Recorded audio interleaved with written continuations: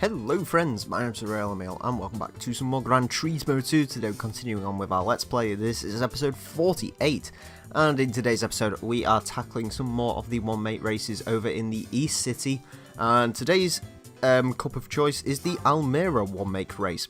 Now for those of you who are a bit confused, Almera is essentially what we would call a Nissan Pulsar, and in every other territory it's called the Pulsar Cup. For that reason, I've gone with a car which is not called an Almera. I did have to buy this just to quickly check that I could actually use it. Anyways, this is called a Nissan Sunny in this game. This is actually a Nissan Pulsar GTI R. You'll probably notice that. I don't know why it's called a Nissan Sunny because it's not even sold as a Sunny over here. But I can use this for the Almera Cup, so it's a little bit weird. I'm using a Nissan Sunny for a Nissan Almera race, but there you go. Anyways, I'm going to head over to a Nissan, and we are just going to throw some quick modifications onto this vehicle, and I will see you guys in a second. Okay, there we go. That is my Nissan Pulsar, because I refuse to call it the Sunny, fully upgraded.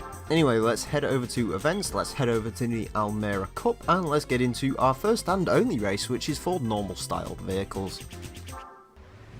Okay, so the Pulsar race heads over to the Red Rock Valley, so let's get into this with our four-wheel drive Nissan Sunny, which should be able to basically blow away everything else on this field. Indeed, the rest of the field has showed up with the 97 Almeras. Don't get me wrong, the Nissan Almera wasn't a terrible car, bit boring, but it's not really as good as the Nissan Sunny or Pulsar. I should be calling this thing a Pulsar. Again, I really don't know why it's called the Sunny. Also, I really don't know why we've got boatloads of understeer in this vehicle. Oh wait, it has 390 horsepower. Yeah, I upgraded this thing quite a bit. And it turns out that you can actually stick a stage 3 turbo on this thing, which is pretty incredible. I do really like the Nissan Pulsars, and I love this particular model. I think this is an excellent looking car. The GTI R Pulsar is one of the sort of... To be fair, it is starting to, gain some popularity again, but this is one of those forgotten hot hatches, which really shouldn't be forgotten about, because it is a fantastic vehicle. It's amazing. Four-wheel drive, about 220-ish horsepower stock.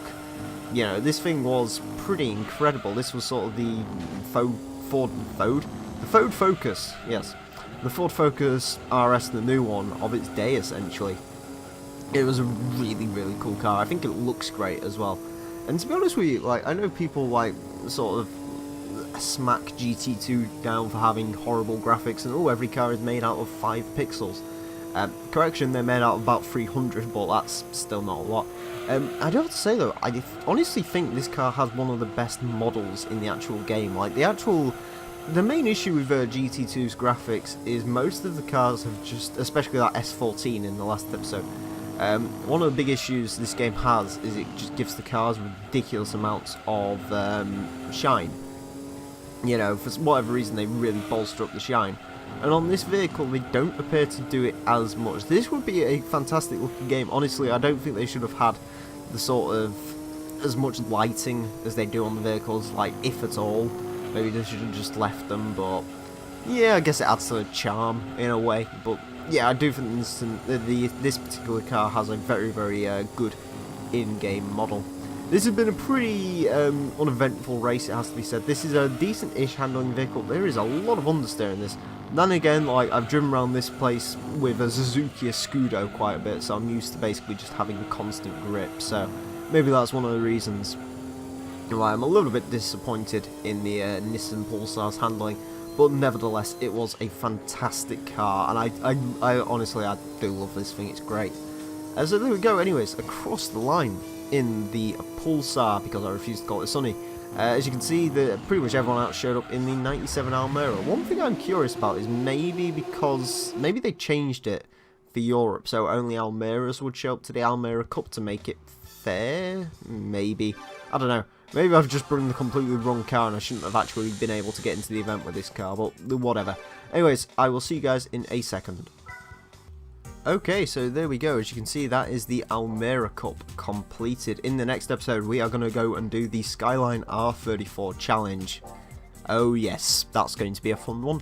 Anyways, I want to thank you all very much for watching. Mine's been the Real Emile, and until next time, farewell.